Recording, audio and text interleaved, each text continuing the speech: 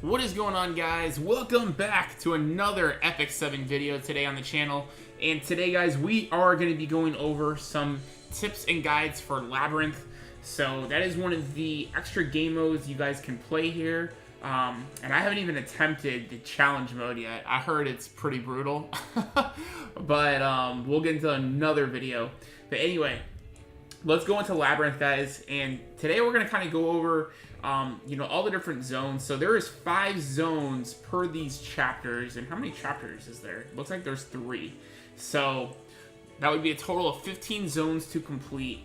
And my recommendation, do not move on until you guys have 100% explored every zone, so you guys can maximize all the different rewards you guys can get. So, so you guys will see here, if we're in blue, you're going to be able to get the blue tier equipment. Well, actually, let me show. Okay, so then you can get the purple equipment when you get to the next tier.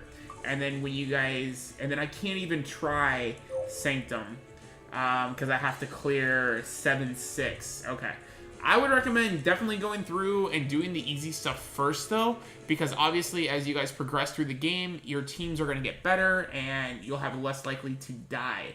So, but if you do die, it does not actually use up your compass for the day. One big thing I have with this game is we can hold a maximum of 3 compass, but we apparently only regenerate 1 compass per day. You start off with 3 when you start your account, but you only get to regenerate 1 per day. There are ways you can buy these in the shop. I would say the one for the guild is okay, just because in the guild, you don't have as much things to buy, but you obviously don't get as many coins as easily either. But let's go ahead and go over Take your time. where you can buy these. For 3 feathers, you get 1 compass, which I say straight up just isn't worth it. I would much rather get 210 stamina than 1 compass run. So I would stay away from that. 120 gems, again, not really worth it. The fact they only give you 1 compass, I would say if they made this 3, it probably would be worth it. Maybe not for the gems, but for the feathers. I would do 1 feather per compass. It doesn't sound terrible. But you can get those through there. Then you guys can get them in the guild as well. So if you go to your member shop, I already bought one. I think it's worth it for 180 coins. You know, I think it's pretty cool. So obviously, I think the higher your guild level is, and the more points you guys have, the more of these gold emblems you'll be able to get. So keep that in mind as well, guys. I would probably stay away from the charms, catalyst chest maybe. But you probably also want to try to save up that 900 for the Terra Phantasm, because having a free 4-star fodder is pretty powerful. And also you could actually rank that up to a 5-star immediately because he comes max leveled. So keep that in mind as well. I don't think in the Conquest mode there is What do you think? a one to buy, if I'm not mistaken. Because those are all charms. And then we have the equipment. And then no. So you have 40 stamina per day you can buy, and then you have the Mulgore seed once per week. So, which I would recommend, get the 2 weekly item, or get the 1 weekly Mulgore seed with your conquest points, and then get your stamina every day, 40 stamina every day, and then save up for the epic equipments. That's what I would recommend doing. It's probably going to take you a long time, but you may be able to get like maybe 1 every other week. Depends really how often you guys play conquest mode, and how good your teams are, and how easily it is for you to advance. So anyway, let's go ahead back and hop into our Labyrinth, and let's go over what you guys should do. So those are all the different ways you guys can get extra compasses per day. Outside of that, it's just 1 run per day, or you could just save them up like I did and do 3 runs in 1 day. That way you just get it done, and then you don't have to worry about touching the mode for a couple days. But let's go ahead and hop in, and we'll show you guys how to do this. And this also helps you guys out, also in story mode, of doing things like that as well. So I'm going to go ahead and maximize my team. So I'm going to put Angelica, because I would definitely run Silk over Angelica for this, but I don't have her awakened, and she just is not built up enough. So I'm basically just using her to level up passively, just so I don't have to waste penguins on her by doing like some story missions and some hunts and things like that. So, alright. So if we go to your map, you guys can see in blue all that I've discovered already. So in order to get your 100% completion and to get all of your rewards, you are going to want to do that. So now that we know that, we're going to go ahead and go east. So you guys can see all the blue stuff. That's where you guys want to... oh god, that's loud. Alright.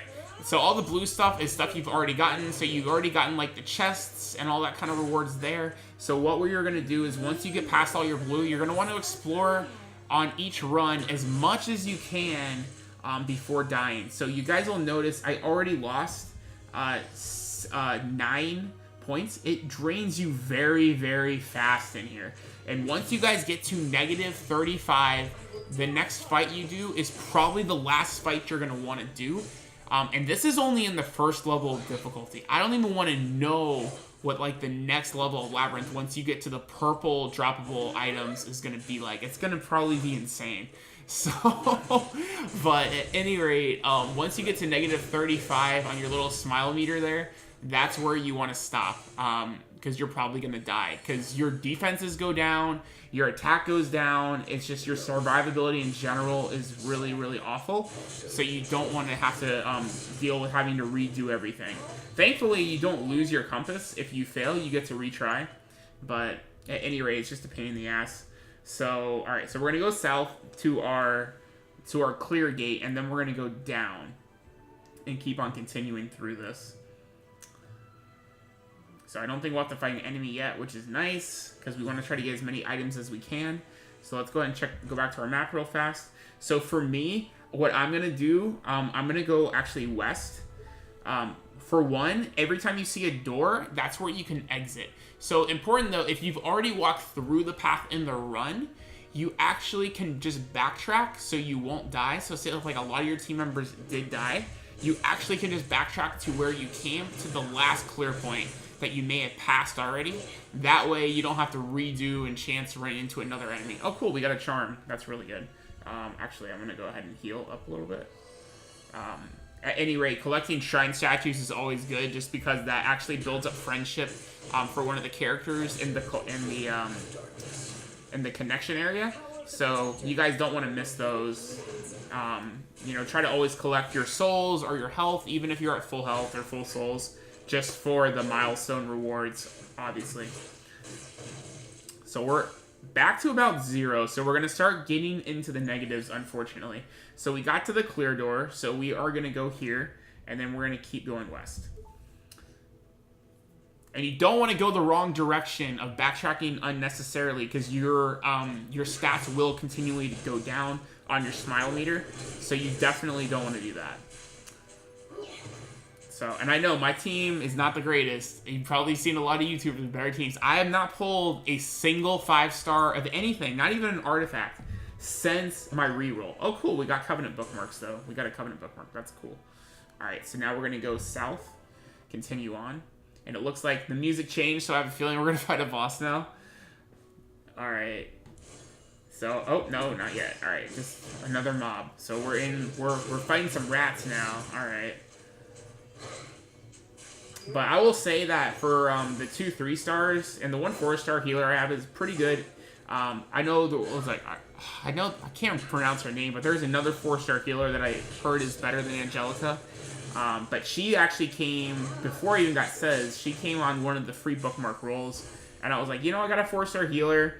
Let's go and try to reroll and get Says, and I got him. And I was like, I'll keep the account. I know a lot of people are saying, if you really wanted to start off insanely strong, to reroll on your like 5 or 7 free rolls before you get to your select summons for an actual nat 5-star. But it would take a long, long time, and you would have missed out on some of the rewards that we were getting for the launch campaign, which apparently is going to resume on the 15th. For some reason, they took it down. I'm not going to get into all the details on that. I've heard rumors on what happened with that whole situation, but I'm not going to get too much into all that kind of stuff. Alright, so that skull, I assume, is a boss, right? Yes, okay. So here's a boss. So we're going to take off auto. I'm going to go ahead and use the Guardian here. See if this can actually one-shot him, since our souls are at full anyway. And let's see what'll happen. And we probably can still do one more fight, I think. We're going to go ahead and go to the end of this door here. See if there's any, like, a chest reward or anything like that. Hopefully we can take these guys out pretty fast. Okay. So, you can see there the damage is definitely getting a lot more real. And I'm going to go to try to just kill off that minion here. So her, I'm going to go for the debuff, actually. Why can't I target him? Okay, there we go. I was like, why can't I target you? Alright, that almost killed him. So, we should be good to finish him off. I'll actually... I guess we'll heal. Why not? It creates a barrier, so that way we probably won't take too much damage. Yeah, not too bad. So now we'll go ahead and try to just take this guy out here. Face me. So Sez should be able to finish this guy off, even on tight disadvantage. Maybe. Maybe. Come on, Sez. Don't fail me, my boy. Oh, with an inch of health. Oh, man. We gotta take that unnecessary hit now. Alright. So go ahead and try to finish him off for us, Elson. There we go. Alright. We got a sword. We got a blue sword. Okay. So now, let's hope that we don't have another enemy to fight, and we could probably go after one more enemy. Oh, okay, cool. Oh, cool, we got the gold chest. So we got some crystals. Awesome. 30 sky stones. That's actually really good. That's actually really good. And then there's the clear portal. Okay. So we're going to play a little dangerously, and we're going to go into one more little section. Probably the first mob we fight we'll go ahead and end. Just to see if we can get a couple more droppable rewards. And then we'll probably, yeah. So there's a mob here, and we're already at 41. That's a little too risky, actually. I'm going to go ahead and retreat here, and we're going to go ahead and pass. I just was not, actually, that was the wrong way. Go back the other way. I did not want to chance it. Once you get to, like, the high 40s, you're going to start taking damage, and it's not going to be pretty, so... You see right here, yeah, I would have been like at 45 or so. So it's definitely better to play it safe. Not because you can't do it again, like I said, because you don't lose your stamina, but it's just easier to... oh, cool. And so Elson actually leveled up to 50. So now she's maxed out till we can 6-star her, which will be a very, very long time.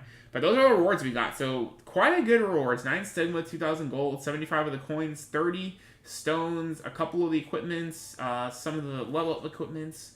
So, not too bad. So, it's a pretty good run. So, now we're out of crystals, but now you see you're at 63%. So, I think probably I can finish off Zone 3 in 1 or 2 more runs. So, 2 definitely for sure, but possibly 1 more run. We should be good.